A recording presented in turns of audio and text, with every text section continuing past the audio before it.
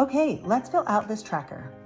The date of the start of my last period was January 13th. So I start there. You can see that the days of the week are already there for us. So January 13th is a Monday. So I'm going to fill in the rest of the month.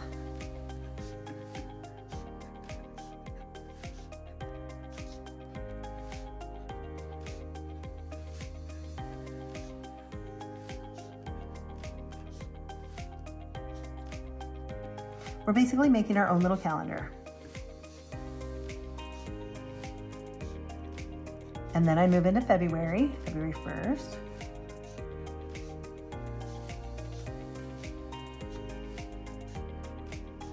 And then we don't have to fill it out completely. We just want to make sure we have about a month there. And then I know that when my period starts, I start phase 4. So I'm going to mark that. And my period usually goes about 7 days. So I'm just going to mark that. And then ovulation typically occurs about 14 days after our period starts. So 14 days will be about the 27th. And phase 2 is the 4 days before that. So I know that this is my phase 2.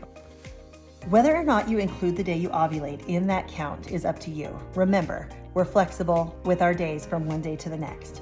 So let's mark our phase 2. Then I know that anything between phase 4 and phase 2 is phase 1. And that will differ for people depending on how long their period was, but I can mark that here.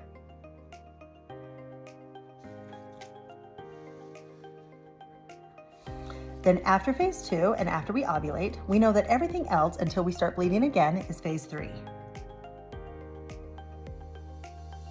So we'll mark that on here. And that goes until we start our period again.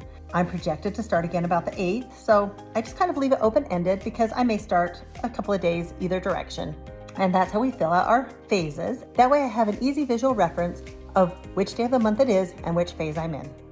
We're going to use the same chart we filled out with our phases to enter in our fasting windows. I like to use 3 colors, green, yellow, and red, because we're used to those colors in stoplights. Green is for go, yellow is for slow down, and red is for stop.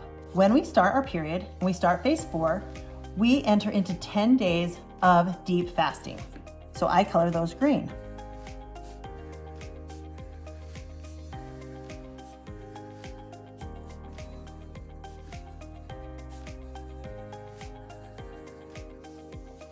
And then we move into 4 to 5 days of practice fasting as we gear up in phase 2 for ovulation.